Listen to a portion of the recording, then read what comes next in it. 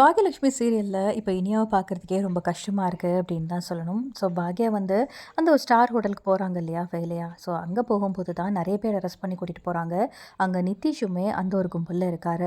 So அதை வந்து நிதிஷ் தானா அப்படின்னு சொல்லி கன்ஃபார்ம் பண்ணி பார்க்குறாங்க. பார்த்தா ஜீப்பில் ஏற்றுறாங்க.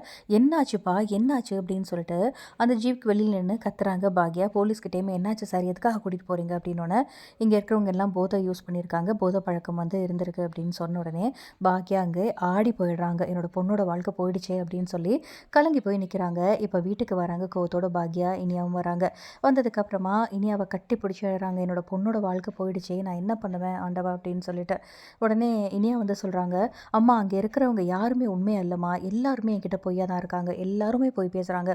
உங்கள் ஹோட்டல் மேலே சுதாகர் அங்கிளுக்கு ஒரு கண்ணு, அந்த ஒரே காரணத்தினால மட்டும்தான் நிதிஷ் எனக்கு கல்யாணம் பண்ணி வச்சாங்க, வேறு எந்த காரணமுமே கிடையாதுமா அப்படின்னு சொல்லி எல்லா விஷயத்தையுமே ஒன்று விடாமல் வந்து எல்லார்கிட்டையும் சொன்ன உடனே அங்கே இருக்க எல்லாரும் ஆடி போயாச்சு. அறிவுக்கிட்ட ஈஸ்வரி மட்டும் ஒரு மூலையில் நின்று உட்காந்து அழுதுட்டுருக்கு. ஒரு பக்கம் ஷெலினு கோமா இருக்குது, ஒரு பக்கம் கோபி கோமா இருக்குது. உடனே வந்து பாக்யா சொல்கிறாங்க, என்னோட ஹோட்டல் எல்லாத்தையுமே பிடுங்கி வாங்கிட்டாரு.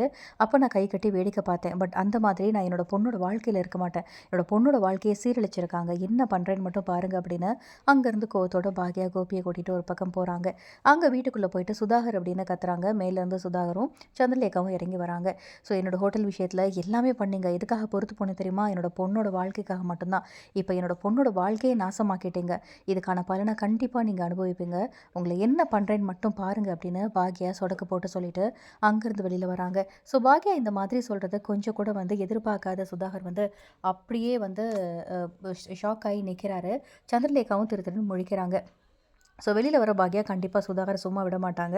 என்ன வந்து பழி தீர்க்க போகிறாங்க, என்னெல்லாம் வந்து ட்விஸ்ட் நடக்க போகுது அப்படிங்கிறத பார்க்கலாம். இந்த வீடியோ பிடிச்சிருந்தால் லைக் பண்ணுங்கள். இந்த மாதிரி அப்டேட்க்கு நம்ம சேனலை மறக்காமல் சப்ஸ்கிரைப் பண்ணுங்கள். தேங்க்யூ.